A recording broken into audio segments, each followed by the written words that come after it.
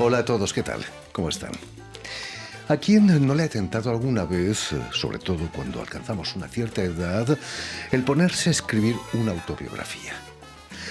Si muchos famosos lo han hecho, ¿por qué no nosotros, aunque nuestras vidas hayan sido menos apasionantes que las suyas?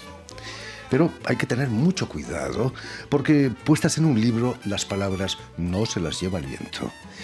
Y pueden ser utilizadas para hacer reír al público, como lo hace nuestro invitado de hoy, el actor argentino Sebastián Galeotta, en el espectáculo Cabaret Biodegradable. Bonsoir, je suis Nadine de Rothschild. Julio Iglesias. Elodie Bossois. Inabila. Dans la folie du moment, j'ai ramassé un couteau. Si j'avais vu traîner une louche, j'aurais ramassé la louche. Je suis Sheila, je suis Alain Barrière. J'arrive à flotter dans l'air. J'étais devenu globe-trotteur, affirmant ici et là, par le miracle de mes œuvres, la survivance de la francophonie.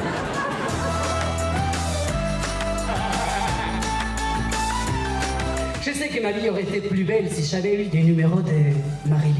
Parce que je l'aurais appelée et elle ne se serait pas suicidée. Avec toutes ces filles, c'est un lundi au soleil. J'ai été pauvre, j'ai été riche, finalement. Riche, c'est quand même mieux. Nadine de Rothschild. Lisez prudemment. Muy buenas tardes, Sebastián Galeotta.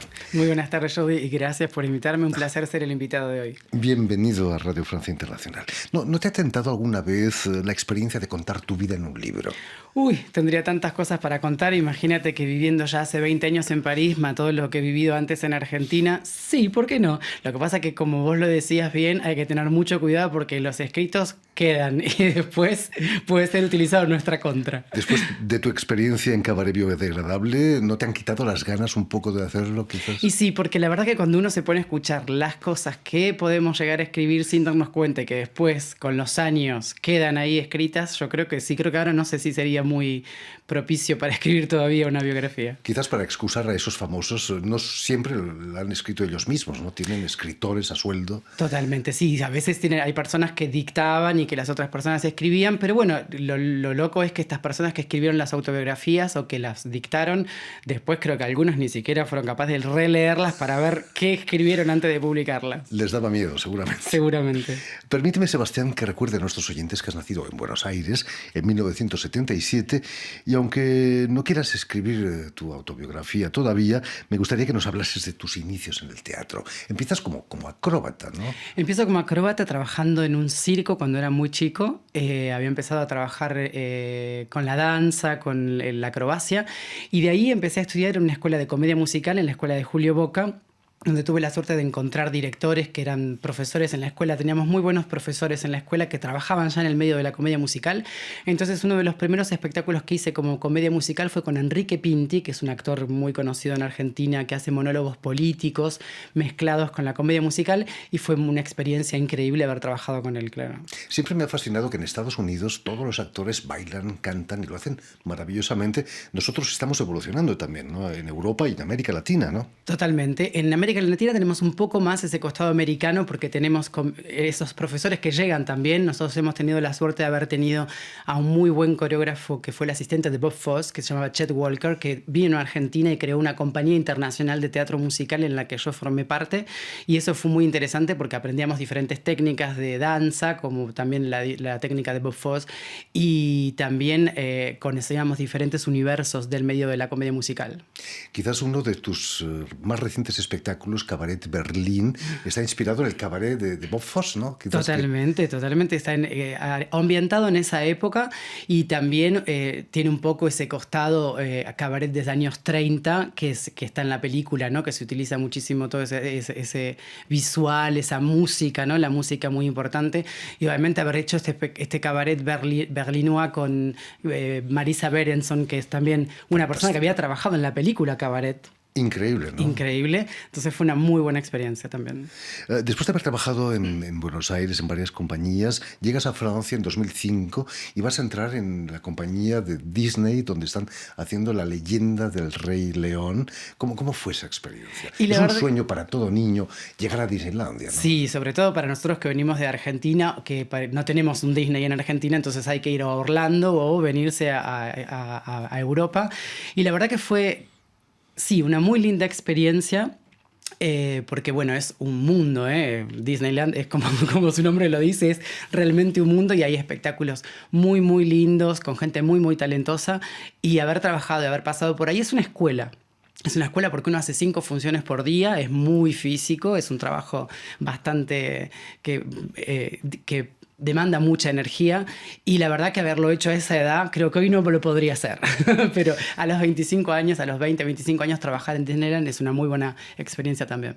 ¿Cómo te sentiste en París viniendo de Buenos Aires? ¿El idioma no era un... Sí, el idioma fue algo complicado, por eso yo empecé con todo lo que tenía que ver con la acrobacia, con la danza, y después de a poco me puse a cantar, porque yo también cantaba, entonces empezar a cantar en francés fue un poquito más difícil y llevó un poquito más de tiempo, y lo de actuar en francés, para perder un poco el acento, tuve que trabajar con fonoaudiólogas para poder encontrar esos sonidos que no tenemos nosotros en la lengua española.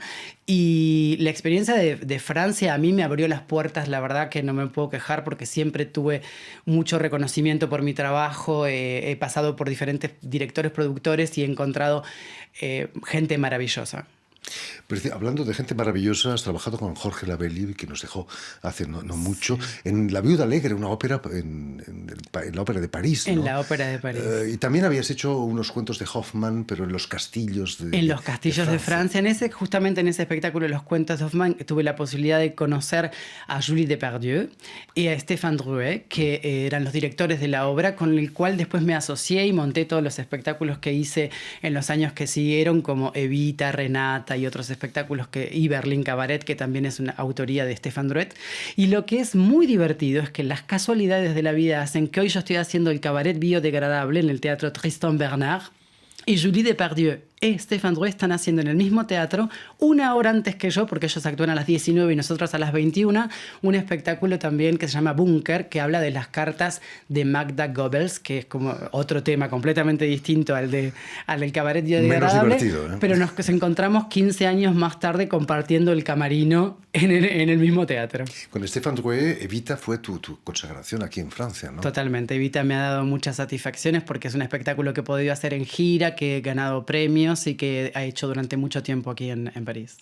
La actualidad política argentina no te toca más profundamente ahora que estás aquí en París, quizás, y que has entrado en el personaje de Evita y que casi conoces los entresijos del poder argentino. Sí, es un periodo bastante complicado para la Argentina. Yo lo único que espero es que los cambios siempre a veces traen cosas nuevas. Entonces, bueno, esperemos que este cambio aporte algo diferente a Argentina, que la verdad que se lo merece.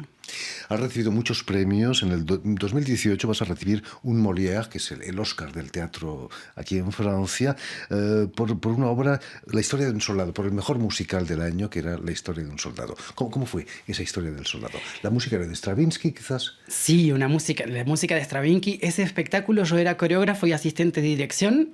Fue complicado porque la verdad que la música es algo complicado para coreografiar. Por suerte no había muchas cosas bailadas. Había una princesa que aparecía en un momento y había que coreografiarle con el soldado toda una coreografía. Un espectáculo muy bonito en el Teatro Poche Montparnasse, y tuvimos la suerte de haber ganado el Molière como mejor espectáculo musical. No ha sido el único premio que has obtenido, ¿no? No, por suerte. Volvamos a Cabaret Biodegradable. Cuéntanos cómo surge la idea de utilizar autobiografías como materia de humor. Bueno, este espectáculo está creado acá en París por Didier Morisonneau, que es un director y el creador del espectáculo, que es un canadiense que creó este espectáculo en Quebec. Hace 15 años que existe este espectáculo allá y funciona muy bien. Y ha tenido la suerte de encontrarse con Pascal Guillaume, que es el director del Teatro Tristan Bernard y productor de Qui m'aime me suive, que quiso producir este espectáculo en París. Y llevó un trabajo de 2 años porque leyeron entre 200 diferentes autobiografías para elegir las mejores o las peores, entre comillas, porque en realidad hay que buscar las cosas más croustillantes, que son más picantes y que van a hacer reír al público. Imagino que los famosos canadienses no son los mismos que aquí en Francia. No, porque el espectáculo en Canadá se hace con estrellas y personalidades conocidas en Canadá. La única persona que se hace en Canadá y que se hace también aquí en Francia es Julio Iglesias, el personaje que represento yo, porque es un personaje internacional. Imagino que es obligatorio leerse toda la autobiografía para actuar en este espectáculo, ¿no? Sí, estamos ahí como nos zambullimos un poco en la vida del personaje para conocer un poco todo, pero después el director selecciona diferentes partes, entonces solo leemos más o menos, estamos 10 minutos cada uno en escena leyendo las mejores partes de las peores autobiografías. ¿Cuál es la parte más divertida de la autobiografía de Julio Iglesias? Bueno, la de Julio Iglesias es muy divertido, por ejemplo, cuando dice que si él hubiese tenido en su carnet, en su agenda, el número de Marilyn Monroe, que lo hubiese llamado y que ella no se hubiese suicidado. ¿Quién sabe, no? A lo mejor... ¿Quién sabe? ¿Quién sabe? Quizás con su poder de seducción. En aquella época era mucho más joven. Exactamente. Pero es muy, muy loco y muy divertido darse cuenta lo que uno es capaz de escribir y no darse cuenta de lo que escribe. Después, una de las cosas que nos contaba Didier, el director del espectáculo, es que cuando a las personalidades les proponen las casas de edición de hacer una autobiografía, le exigen más o menos 200 páginas. Y estas personas, cuando ya escribieron 20, 30 páginas que ya no saben qué escribir, empiezan a escribir un poco cualquier cosa, la vida cotidiana. Por ejemplo, Julio cuenta durante 3 páginas cómo es su habitación, su cuarto, en su casa. En Miami. Cómo es su cama, cómo es el sillón, que tiene 4 cojines. Y dice, bueno, los voy a contar a los cojines. Y se pone a contar a los cojines. O sea, cosas que realmente no nos interesan, pero que son muy divertidas. Quizás las cartas de Goebbels que están haciendo también en el teatro eran más interesantes, quizás, ¿no? Más interesante, un poco más, sí, dame un poco más de miedo, porque la verdad que el tema es más, sí, complicado. Pero ¿cómo reacciona el público? Hemos visto imágenes, la gente se ríe mucho. La gente se ríe muchísimo porque algunos se identifican a veces en las personas. A mí me pasaba la otra vez que una persona que es escritora ha venido a ver el espectáculo y me dijo, me quedé pensando, yo que ahora estoy escribiendo cosas sobre mí, que lo tengo que volver a leer, a ver si soy demasiado egocéntrica. Porque es verdad que en casi todas las autobiografías hay mucho egocentrismo, mucho yo. Y eso es lo que se convierte en muy gracioso. ¿Quiénes son los otros personajes, los otros famosos? Los otros famosos vamos desde Nadine de Rothschild hasta Nabila, que es una personalidad que se hizo conocida por la telerrealidad en Francia, y pasa desde Alain Barrière, que era un cantante, hasta Máximo Gargía, que era alguien que pertenecía al jet set de los años 80. O sea, vamos con diferentes personalidades, pero a veces ni siquiera es importante conocer a la persona, porque es tan divertido lo que escribieron que aunque no sepamos quién es, la gente se ríe igual mucho. Sobre todo la de Nadine de Rothschild. De Rothschild, que tiene sus frases que son muy, muy, muy divertidas. ¿No recuerdas alguna en castellano, si te acuerdas? Alguna en castellano dice, si Dios me hubiese preguntado si yo hubiese sido querido ser millonaria o pobre, yo hubiese elegido ser millonaria. Dice, o sea, simplemente eso. O sea, y es muy gracioso. Yo creo que también hubiera elegido lo mismo, pero no me lo pidió, así que... En fin, pues ya lo saben. Si quieren reírse con lo mejor o lo peor de las biografías de los famosos, tienen el cabaret biodegradable en el que actúa Sebastián Galeotta todos los jueves en el Teatro Tristan Bernard, aquí en París. Muchísimas gracias, Sebastián, por haber estado con nosotros. Permíteme también que dé las gracias a Mathieu Leroy y a Julien Leng, quienes han ocupado hoy de la realización del programa, y también saludar a nuestros telespectadores, porque también los tenemos que nos siguen en toda América Latina gracias a la cadena Unión Continental Latinoamericana, que es la cadena de la OEA, la Organización de Estados Americanos, y una red que se llama TAL, T-A-L, que reúne televisoras públicas y universitarias de toda América Latina. Y a ustedes, muchísimas gracias por su atención y les damos cita para una nueva edición de El Invitado de Radio Francia Internacional.